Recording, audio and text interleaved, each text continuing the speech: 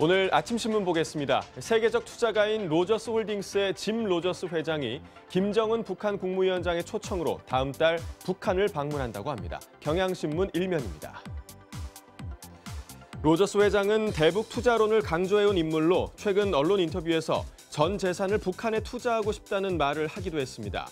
북한이 2차 북미 정상회담을 앞둔 시점에 로저스 회장을 초청한 건 외국 자본 유치와 경제 개방에 대한 김정은 국무위원장의 의지로 보인다는데요. 또 김 위원장이 월가의 큰 손에게 손을 내민 것은 경제 건설의 성과를 위해선 미국 자본도 수용할 수 있다는 뜻을 보여주는 것으로 해석된다고 신문은 설명했습니다.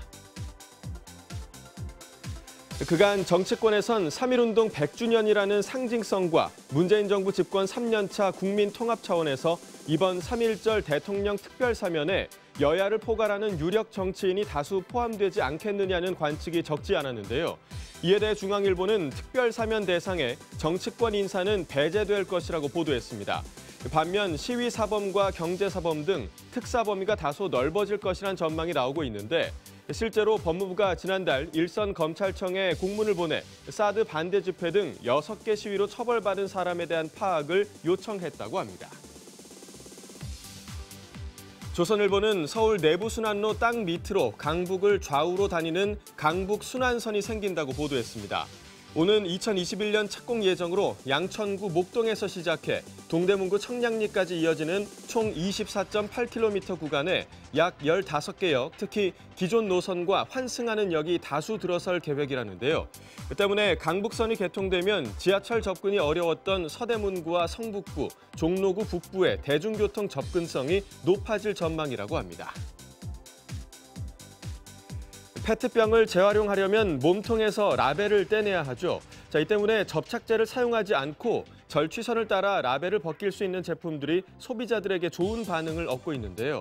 그런데 환경부가 최근 비접착식 라벨을 붙인 페트병은 재활용 어려움으로 또 접착제를 붙인 페트병은 재활용 우수로 분류해 논란이 되고 있다고 합니다. 이에 대해 환경부는 국내 재활용 업계의 세척 공정과 시설 상황을 고려한 것이란 해명을 내놨는데요. 비접착식 라벨을 떼지 않고 페트병을 버리면 현재 세척 공정 시스템으론 오히려 분리가 어렵다는 설명입니다.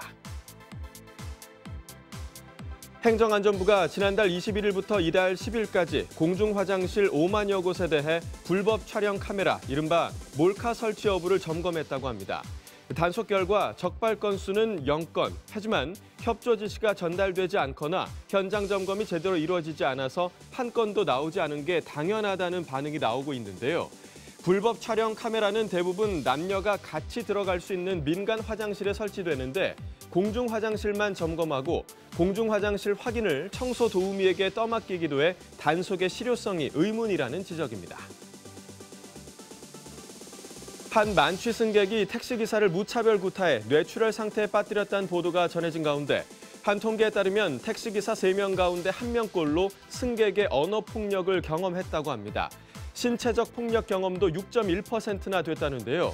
특히 취객의 폭언과 폭행이 빈번하지만 기사는 승차 거부 신고를 당하거나 산업금을 채워야 하는 탓에 취객도 태울 수밖에 없다고 합니다.